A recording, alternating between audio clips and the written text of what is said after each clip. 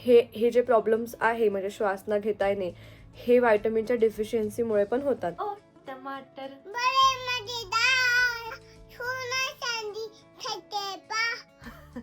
हे all very good morning to all of you. तुम्हा सर्वांचे एका नवीन ब्लॉगमध्ये खूप खूप स्वागत करते. आणि सगळ्यात पहिले माझा आवाज थोडासा बसल्यासारखा वाटत असेल तर ॲक्च्युली मी ऑलरेडी खूप दिवसानंतर ब्लॉग शूट करते आहे आणि तब्येत तशी ओके झाली आहे. फक्त तेवढं सर्दी खोकल्यासारखं वाटते म्हणून थोडासा आवाज डाऊन आहे, बट असं फार नाही, म्हणजे एकदम कमी पर्सेंटेजमध्ये आहे. So I am okay now. आणि तब्येतीला काय झालं होतं म्हणजे नेमकं कशामुळे मला ब्लड टेस्ट करावे लागले, त्याचबरोबर माझ्या स्किनसाठी मी जो तो इमोलिन यूज केला होता त्याचा काही फरक पडला की नाही, किंवा किती दिवसात पडला, की मला दुसरं काही यूज करावं लागलं, मी सगळं काही तुमच्याशी आजच्या या ब्लॉगमध्ये शेअर करणार आहे. पण सध्या आता सगळं ओके झालेलं आहे. म्हटलं चला आजपासून ब्लॉग शूट करू. आणि मला जो चॅलेंज नाही म्हणू शकत, फक्त मी असं ठरवलं आहे की असं असं करायचं, कारण वेट वाढलाय तुम्हाला मी सांगितलं एका शॉर्टमध्ये, आणि ते मला कंट्रोलमध्ये आणायचं आहे. माझं वेट माझ्या हाईटनुसार आयडियली 54 to 56 असलं पाहिजे, पण आता त्याला बरेच वर्ष झाले तेवढं वेट तर मेंटेन करणं होत नाही. म्हणजे 4 वर्ष झाले तेवढं वेट नाही होत आहे माझं, मी कितीही प्रयत्न केला तरी. पण कुठेतरी मलाही वाटायला लागलं की तेवढं वेट केलं म्हणजे खूप जास्ती स्लिम ट्रिम दिसते किंवा खूप असं बारीक वीक वाटते, म्हणून मला तेवढ्या दूर तर जायचं नाही आहे. मला ॲटलीस्ट 60पर्यंत मेंटेन करायचं असं मला वाटतं. आत्ता किती वेट आहे मी पण मोजलेलं नाही आहे, पण मला कळतं आहे माझ्या कपड्यांवरनं वगैरे की माझं वेट वाढलेलं आहे. तर मी आजपासनं डाएट तर करत नाही आहे, एक्सरसाइजचं पण मला माहिती नाही मला कितपत पॉसिबल होणार आहे. पण मी 3 गोष्टी सोडते आहे, ते म्हणजे एक शुगर. तर शुगर सोडली की वेट लॉसमध्ये तशीच खूप हेल्प होते. तर मी मला ॲक्च्युली गोड खूप आवडतं आणि त्याच्यामुळे माझ्या जेवणात माझ्या खाण्यामध्ये शुगर खूप जातं आणि त्याच्यामुळेच मग माझं वेट पटापट वाढतं. दुसरी गोष्ट, ऑइली मी काहीच खाणार नाही, मैद्याचं मी काहीच खाणार नाही, आणि असं मी 1 महिना करून बघणार आहे आणि बघणार आहे की वेट किती कमी होतं, आणि तुमच्याशी सुद्धा मी नक्कीच शेअर करेन. तर चला मग आजचा दिवस सुरू करते आणि काय काय होते पुढे ब्लॉगमध्ये हे शेअर करते. तर व्हिडिओ शेवटपर्यंत नक्की बघा आणि आवडला तर लाईक शेअर सबस्क्राईब करायला मात्र विसरू नका. माझ्या पहिल्या नामूसच वेट बघायचं आपल्याला किती आहे ग.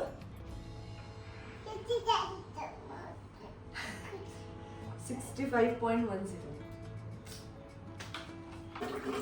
आणि सोबतच मी एवढी बॉटल पण रोज संपवायचा प्रयत्न करणार आहे. मी हेअर ऑइलिंग तू केली, तुझी करायची आहे. ओके.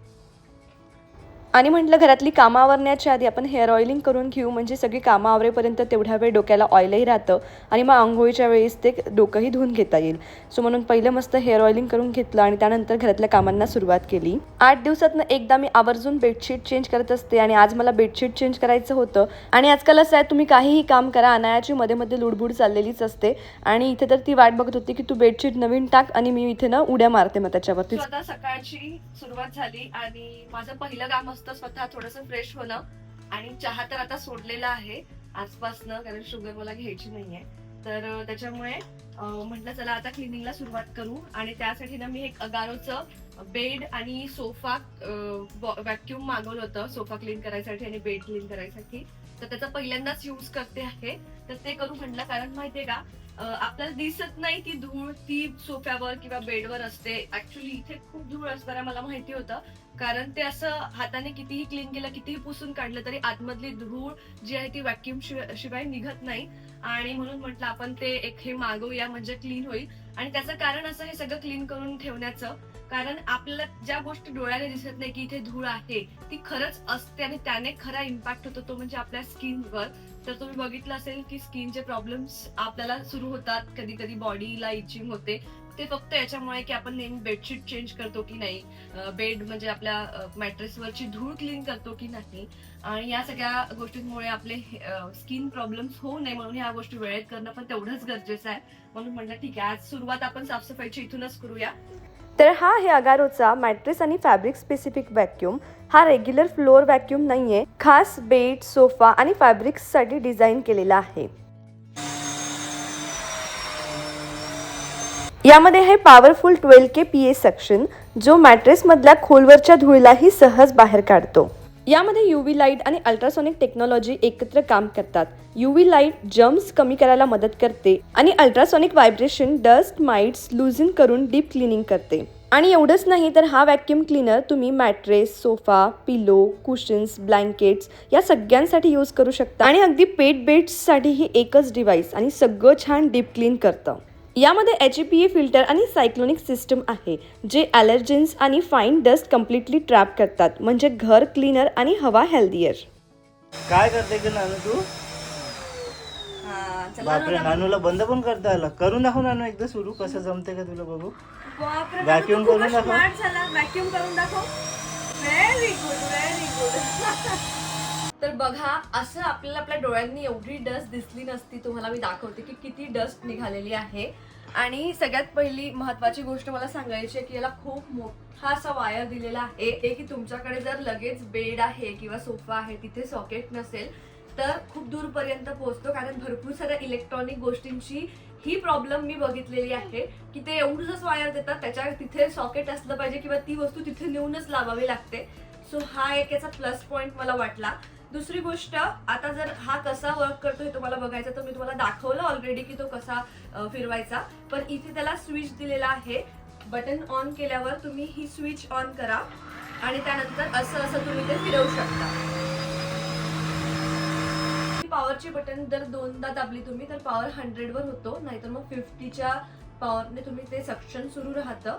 आणि जर तुम्हाला सक्शनची पॉवर वाढवायची असेल तर ही बटन दोनदा दाबायची, जसं हे असं.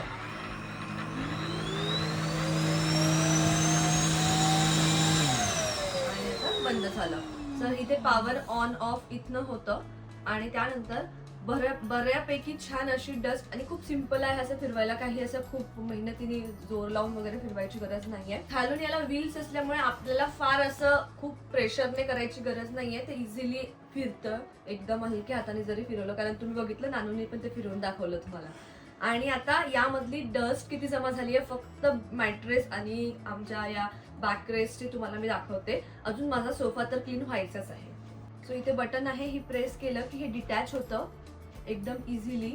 आणि त्यानंतर याचा डस्ट कंटेनर काढणं खूप इझी आहे. प्रत्येक वापरानंतर क्लीन करून ठेवायचं आणि फिल्टर सुद्धा रेग्युलरली क्लीन ठेवायचं, म्हणजे सक्शन नेहमी स्ट्रॉंग राहतं. आणि फक्त एक गोष्ट आपल्याला लक्षात ठेवायची आहे ती म्हणजे हा व्हॅक्यूम वेट सरफेसेसवर वापरता येत नाही.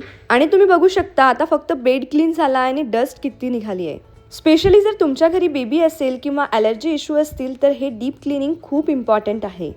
सगळं व्हॅक्यूम करून झाल्यावर मी छान असं बेडरूम आवरून घेतलं, नवीन बेडशीट टाकली. आता सगळं खूप छान असं फ्रेश वाटत होतं. आणि याचबरोबर मला माझा सोफा सुद्धा व्हॅक्यूम करून घ्यायचा होता, कारण बऱ्याच गोष्टी अनाया तिथे खातपीत बसते आणि बरेचदा ती सोफ्यावरचं उचलूनही खाते, त्यामुळे तोही क्लीन ठेवणं तेवढंच महत्वाचं आहे. मी नेहमी बेडशीट टाकत असली की अनायाचं एकाच गोष्टीवर लक्ष असतं की कधी मम्माचं टाकून होते आणि मी बेडवर जाऊन उड्या मारते. तिला त्याच्यात काय आनंद मिळतो ते मला माहिती नाही, पण वाईट बेडशीट होती म्हणून मी तिला म्हणते बाबा पहिले पाय पुसून घे तुझे आणि त्यानंतर वर जा.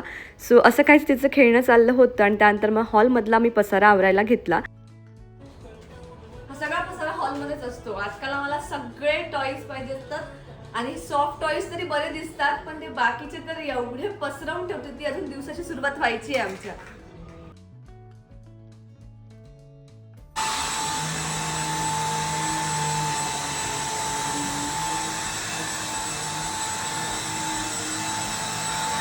आणि मग सोफा, पिलोज हे सगळं क्लीन झाल्यानंतर एवढी काय ती धूळ त्याच्यामध्ये साचली होती, एवढी डस्ट निघाली होती. आणि ते फिल्टर छान असं रोशनने मग क्लीन करून ठेवलं आणि तेवढ्या वेळात मी माझ्या बाकीच्या कामांना लागले. सो तेल लावून घेतलं तर त्याच्यामुळे म्हटलं पहिले क्लिनिंग करून घेऊ, म्हणजे तेवढाच वेळ मिळतो. ॲक्च्युली मी तेल फार असं लावत नाही, खूप कमीदा मी लावते. पण आजकाल माझं असं झालं की थोडं थोडं आपण हेअर ऑइलिंग पण करायला पाहिजे. सो आता थोडंसं एक्स्ट्रा काम केलं त्याच्यामुळे आमचा ब्रेकफास्ट स्किप झालेला आहे. मला पटापट स्वयंपाक करायचा आहे. रोज मी एवढं व्हॅक्यूम वगैरे करत नाही, पण घरातली बेसिक क्लिनिंग करते आणि त्यानंतर मग ब्रेकफास्ट, स्वयंपाक आपलं जे काय आहे ते सगळं होतं. पण आज म्हटलं थोडंसं हे व्हॅक्यूम वगैरे करून घेऊ, थोडंसं जास्ती अजून छान क्लीन वाटतं. आता झाडूसाठी मी आपला रोबो लावलेला आहे, तो त्याचं काम करतो आहे. मी पटापट आंघोळ वगैरे करते आणि त्यानंतर स्वयंपाकाचं बघते, कारण अनायाला भूक लागली असेल. तिला आता मी फुटाणे वगैरे दिलेले आहे सध्या खायला, ती आपली आपली खाते आहे.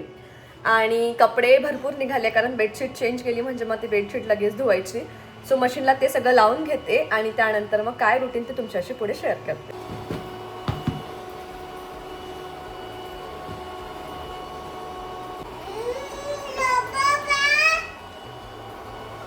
अले लोबो, तुला कळत नाही का ले?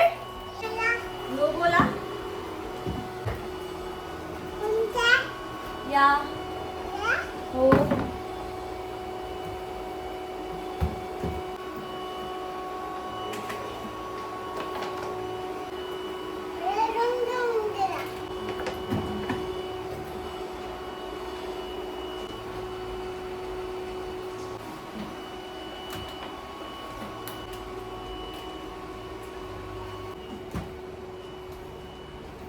आणि त्यानंतर छान असं फ्रेश होऊन मी माझं स्किन केअर करायला घेतलं. तर आजकाल मी हाच मॉइश्चरायझर यूज करते आहे. ड्राय स्किनमुळे मला खूप त्रास झाला होता आणि या मॉइश्चरायझरने तो एकदम छान झाला. पुढे त्याचा कंप्लीट रिव्ह्यू तुमच्याशी मी शेअर केलेला आहे. सो सध्या मी रोज तोच यूज करते आहे, कारण मला एकदम छान वाटते त्याने स्किन. आणि त्यानंतर मग सनस्क्रीन लावून घेतलं. या व्यतिरिक्त मी घरात फार असं काही मग स्किन केअर सकाळी करत नाही आणि पूर्ण बॉडीला बॉडी लोशन करून घेते. कधीतरी मग वाटलं तर सिरम्स वगैरे यूज करते, पण रेग्युलरली तेवढ्या गोष्टी करणं होत नाही. पण केल्या तर खरंच छान आहे.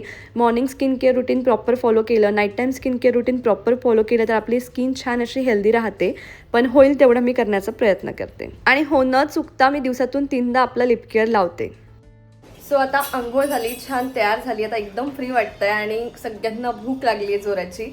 सकाळचं काही असं एक्स्ट्रा काम काढलं की मग स्वयंपाकाला उशीर होतो आणि जेवायला पण उशीर होतो. पण आता स्वयंपाक तयार आहे.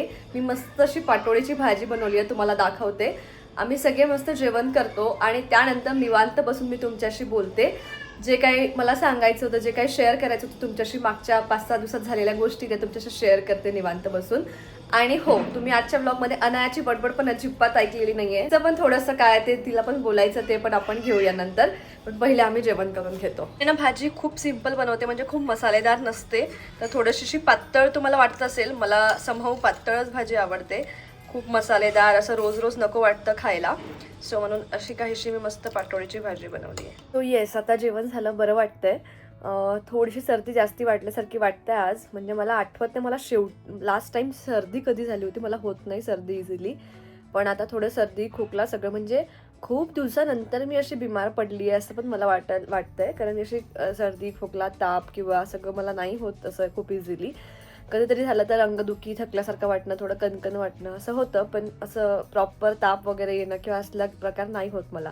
सो सगळ्यात आधी आता मला बोलायचं होतं माझ्या स्किनबद्दल. त्यानंतर मग ब्लड टेस्ट कशासाठी केले हे सगळं शेअर करायचं होतं. मागे जे काय आतापर्यंत जे काही चाललं आहे, म्हणजे काय तुमच्याशी शेअर केलं होतं, मला श्वास घ्यायला त्रास होतो वगैरे, त्या सगळ्या गोष्टींबद्दल मी बोलणार आहे. कारण आता मी सगळं काही जे होतं ते डॉक्टरांना दाखवलं आहे. माझं जे काही फायनल टेस्ट वगैरे करायचं होतं ते सगळं काही केलेलं आहे. तर काय आणि कशामुळे काय होतं हे सगळं तुमच्याशी मी आता शेअर करते. सो असं झालं की पहिले तर स्किनचं जे मी इमोलिन तुम्हाला सांगितलं होतं मागच्या वेळी, आणि आत्ता पण मी तोच लावला आहे. म्हणजे तेव्हापासून माझा इतका फेवरेट झाला. तो आधीही होताच ॲक्च्युली, पण तो खूप वर्ष झाले होते, त्याच्यानंतर मी यूज होता केला. पण आता मला इतकं छान वाटतं की मला असं वाटतं कुठलंही मॉइश्चरायझर यूज करायची गरज नाही आहे. तो इतका भारी आहे. म्हणजे मी फेस वॉश जेव्हा जेव्हा करते दिवसभरात तेव्हा मी तो लावून घेते. आणि त्याच्या व्यतिरिक्त मी काही लावत नाही. सनस्क्रीन दिवसा लावते, रात्रीचं जर म्हणजे संध्याकाळचा जर फेस वॉश केला तर मग सनस्क्रीन पण लावत नाही. फक्त तेवढा मी इमोलिन तो मॉइश्चरायझर लावते आहे. आणि माझी जी ड्राय स्किन होती ती पूर्णपणे गेली. म्हणजे इतका त्रास होत होता मला इतक्या स्किनचा, तो एकदम, आणि त्याला 3 दिवस लागले, फार पण वेळ लागला नाही. 3 दिवसात पूर्ण माझी स्किन नॉर्मल झाली आणि आता तर एकदम व्यवस्थित आहे. सो मला डॉक्टरांकडे जायची गरज पडली नाही त्याच्यामुळे. तो एक झाला. मला कॉमेंटमध्ये कोणीतरी विचारलं होतं की याच्याने फरक पडतो की नाही, सांगा मला ब्लॉगमध्ये, म्हणून मी तुमच्याशी ते शेअर केलं. आणि दुसरी गोष्ट म्हणजे आता तब्येत खराब झाली. संडे नंतर माझी तब्येत खराब झाली. संडेला दिवसभर ऑलमोस्ट शूट झाला आणि मग त्याच्यानंतर मला बरं वाटत नव्हतं. मंडेला तर मी एकदम डाऊन होती. तर सगळ्यात आधी मला लूज मोशन झालं होतं. तिथनं तब्येत ट्रिगर झाली, लूज मोशन झालं, थोडं सर्दी खोकल्यासारखं पण वाटत होतं. रात्रभर मी संडे नाईट इतकी परेशान होती, म्हणजे इतक्यांदा मला जायला लागत होतं. पण मग सकाळपर्यंत थोडं 11-12 वाजेपर्यंत ओके वाटलं आणि सकाळीच मग आम्ही ब्लड टेस्ट पण करून आलो. कारण मला म्हणजे जे श्वास घ्यायला त्रास होत होता, जेव्हा मी मॅडमला दाखवलं होतं मागे गायनॅकला, ते मी तुमच्याशी शेअर केलं होतं, तेव्हा त्यांनी मला काही ब्लड टेस्ट सांगितल्या होत्या. म्हणजे CBC, अजून आपलं हिमोग्लोबिन वगैरे, B12, व्हायटमिन D3, सगळं तुम्ही एकदा टेस्ट करून घ्या. कारण हे जे प्रॉब्लेम्स आहे, म्हणजे श्वास न घेता येणे, हे व्हायटमिनच्या डेफिशियन्सीमुळे पण होतात. पण B12चा आणि व्हायटमिन D3चा मी आत्ताच जानेवारीमध्येच कोर्स केला होता, त्याच्यामुळे त्याची डेफिशियन्सी येणार नाही हे मला वाटलं होतं. पण असं नसतं कधी कधी. म्हणजे आता रोशन, मला एका ताईंनी कॉमेंट पण केली होती सेम ही गोष्ट जे मी आता सांगते आहे. कारण माझ्याबरोबर रोशनने पण कोर्स केला होता, तरी त्याला चक्कर यायला लागले होते. मग तो डॉक्टरांकडे गेला आणि त्याला बरेच टेस्ट करायला लावली, तर त्याला म्हणजे एकदम बाउंड्री लेवलला होतं त्याचं B12. तर त्याला इंजेक्शन घ्यायला लावले कारण त्याला चक्कर येत होता. आता माझं पण तेवढंच आहे, म्हणजे 228 आहे माझं B12. D3 व्यवस्थित आलं कारण आत्ताच शॉर्ट्स घेतले होते D3चे. आणि बाकी सगळ्याच्या गोष्टी आहे, आयरन, सिरम आयरन वगैरे पण टेस्ट केलं आम्ही. तर ते सगळं बाउंड्रीला आहे, म्हणजे असं कमी काहीच नाही आहे पण खूप चांगलं पण नाही आहे. आणि त्याच्यामुळे मे बी मला श्वास घ्यायची प्रॉब्लेम होऊ शकते असं होतं मॅडमचं. म्हणून तुम्ही हे सगळे टेस्ट करून घ्या. म्हणून आम्ही ब्लड टेस्ट केले आणि मग त्या दिवशी दिवसा मला खरं तर डॉक्टरांकडे जायचं होतं कारण मला लूज मोशन खूप लागले होते. पण मी ते टाळलं जायचं. म्हटलं ठीक आहे आज बघू काय होतं दिवसभरात, कमी झालं तर झालं. म्हणजे मी अशीच करते, मला डॉक्टरांकडे जायचा खूप कंटाळा येतो, त्याच्यामुळे मी दिवस तरी एक घालवतेच आणि दुसऱ्या दिवशी मग जास्ती झाल्यावरच मी जाते. किंवा मग कधीतरी जाऊ दे ना, एक फार्मसीतून गोळी घेऊन घेते, असं वाला माझं असतो नेहमी सीन. रोशनचं तसं नसतं, त्याला काही जरा वाटलं ना तो लगेच डॉक्टरांकडे जाऊन येतो. सो मी तो दिवसभर टाळला आणि त्याचं कारण असं होतं की मला परत डॉक्टरांकडे जायचं नव्हतं. माझं होतं की संध्याकाळी रिपोर्ट येईल ना, मग संध्याकाळी रिपोर्ट प्लस माझं लूज मोशन सगळं आपण एकत्र दाखवू. आता लूज मोशनसाठी मग रिपोर्ट्स दाखवायला मग नाही असं, म्हणून म्हटलं आपण संध्याकाळीच जाऊ. आणि मग संध्याकाळी आम्ही गेलो आणि त्यांना दाखवलं. त्यांनी असं मी सांगताच ओळखलं की अच्छा असं होतं ना, असं श्वास घ्यायला त्रास होतो ना. त्यांनी ओळखून घेतलं एकदम इझिली. म्हणजे मला पण थोडीशी सांत्वना मिळाली की ठीक आहे, यांना कळलं की मला काय होत आहे. म्हणजे खूपदा काय होतं ना, आपल्याला काय होतं हे डॉक्टरांना कळणं पण तेवढंच इम्पॉर्टंट आहे. तेव्हाच आपल्याला त्याच्यावर खरा तो पाहिजे तो उपचार मिळू शकतो, म्हणजे मेडिसिन्स मिळू शकतात. सो त्यांनी म्हटलं काही नाही, व्हायटमिनच्या डिफिशियन्सीमुळे होऊ शकतं. मग त्यांना मी दाखवलं की मी टेस्ट पण केले आहेत, रिपोर्ट्स आले आहेत. मग त्यांनी म्हटलं की ठीक आहे सगळं बाउंड्री लेवलला आहे, काही नाही, 2 महिन्याचा एवढा कोर्स करा म्हणे व्हायटमिन्सचा. त्यांनी लिहून दिलं मेडिसिन्स. तर मी आत्ता जेवण झालं पहिले मेडिसिन्सच घेतले. आणि माझ्या लूज मोशनसाठी पण त्यांनी मला अँटीबायोटिक दिले, तर ते अजूनही माझे चालले आहे कारण 5 दिवस घ्यायचे होते. सो अजूनही मी अँटीबायोटिक घेते आहे. आणि बाकी लूज मोशन दुसऱ्या दिवशी ओके होऊन गेलं. पण माझा विकनेस खूप वाढला होता कारण दिवसभर मी खूप थकून गेली होती लूज मोशनमुळे. खूप असं वीक वाटत होतं. सो त्याच्यामुळे माझा वीकनेस वाढला, तर 2 दिवस तरी मला रेस्ट घ्यावी लागली. आज 3रा दिवस असं म्हणू शकता आणि आज मी ओके आहे. तर एवढंच काय होतं माझ्या हेल्थ अपडेटबद्दल. या व्यतिरिक्त तुम्हाला काही विचारायचं असेल तर नक्की मला कॉमेंटमध्ये विचारा. आणि भरपूर जणांना तो कन्सर्न होता की श्वास घ्यायला त्रास होतो तर काय डॉक्टर सांगतात हे आमच्याशी नक्कीच शेअर करशील.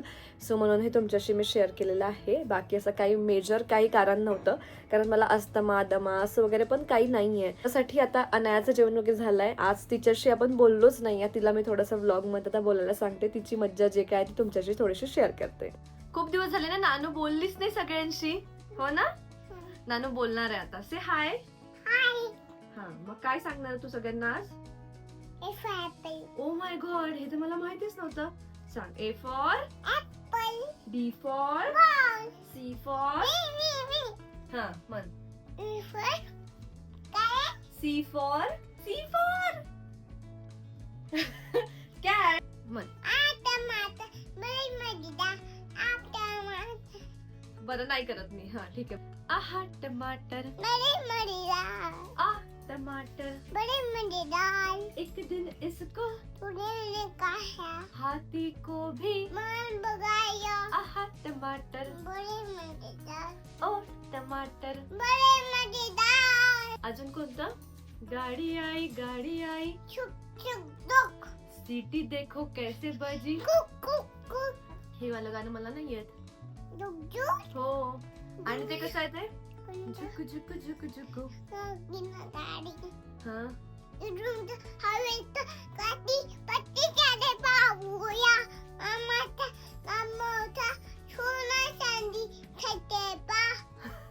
शोभा मामाच्या अरे काना.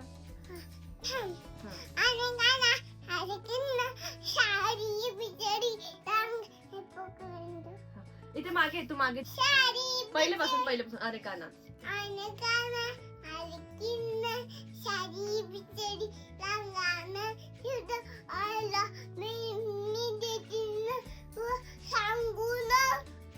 हे तुला कोणी शिकवलंय? मम्मी आजीने. अजून तुला कोणतं शिकवलं? ते कोणतं शिकवलं आजीने? ते हात सोड माझा. हा दिसला बाई काटा. नाही नाही, रुतला बाई काटा काळीला तिथली उडी. हा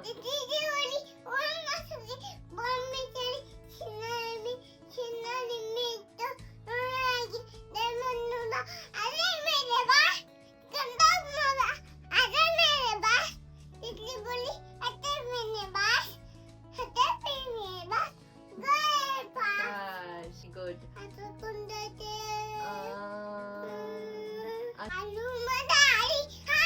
कुठू नको, व्यवस्थित उभी राहा. आणि मग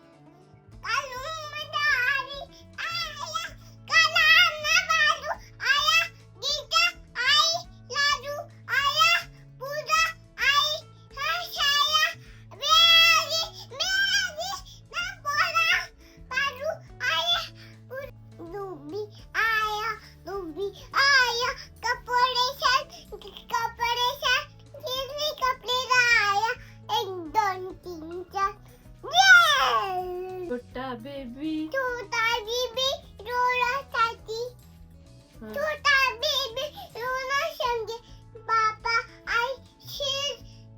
साथ में वो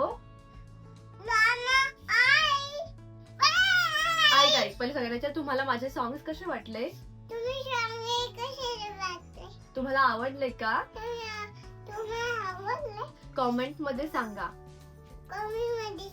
नक्की सांगा.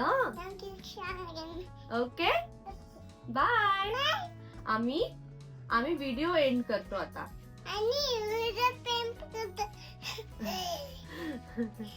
चलो बाय. श्रिया, नेक्स्ट ब्लॉग मध्ये भेटू. अनायाचं एंटरटेनमेंट तुम्हाला कसं वाटलं? आज तरी फार मूड मध्ये नव्हती, ती इतकं छान बोलते.